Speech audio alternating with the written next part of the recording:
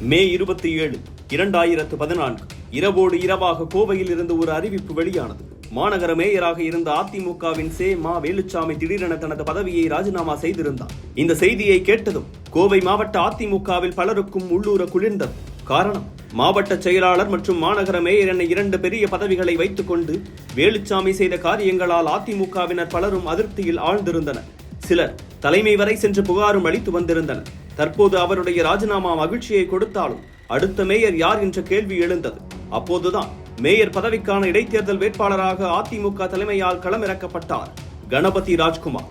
கோவையை பூர்வீகமாக கொண்டு எளிய விவசாய குடும்பத்தின் பின்னணியில் வளர்ந்து அதிமுக வழியாக அரசியலுக்கு என்ட்ரி கொடுத்தவர் கணபதி ராஜ்குமார். பத்திரிகையாளராக இருந்து அரசியலுக்குள் நுழைந்து 3 முறை கவுன்சிலராக பணியாற்றிய இவருக்கு திடீரென அடித்தது அந்த அதிர்ஷ்டம்.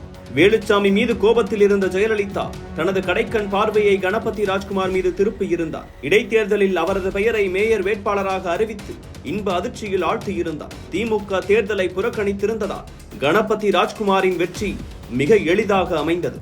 மேயரான ராஜ்குமார் தனது பதவிக்காலம் முடியும் வரை ஜெயலலிதாவின் குட்புக்கில் இருக்க வேண்டும் என்பதில் உறுதியாக இருந்தார்.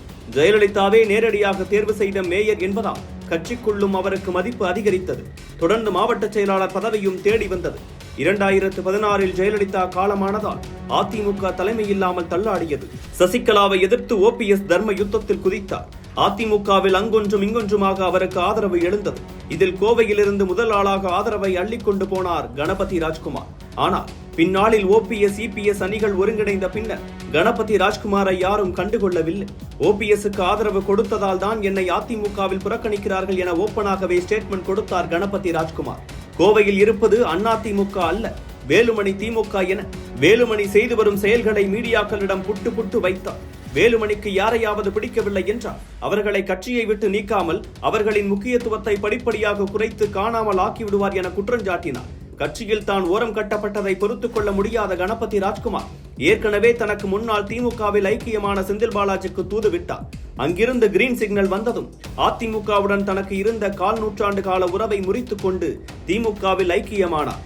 4 ஆண்டுகளாக கோவையில் திமுகவுக்காக சுற்றி சுழன்று பணிகளை செய்தவர் செந்தில் பாலாஜி போல தீவிரம் காட்டுகிறார் என நல்ல பெயரை வாங்கியிருந்தார் தலைமையிடம். இதுதான் 2024 மக்களவை தேர்தலில் கோவை வேட்பாளராக கணபதி ராஜ்குமாரின் பெயரை திமுக தலைமை அறிவிக்க முக்கிய காரணமாக மாறியிருக்கிறது.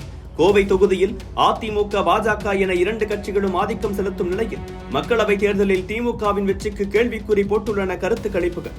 இதனால் கடந்த முறை CPM வசமிருந்த கோவையை இந்த முறை தனதாக்கி இருந்தது திமுக. வெற்றியை உறுதி செய்வதற்காக தனது மகன் உதயநிதியையே மேற்கு மண்டலத்திற்கு அனுப்பியிருக்கிறார் முதலமைச்சர்.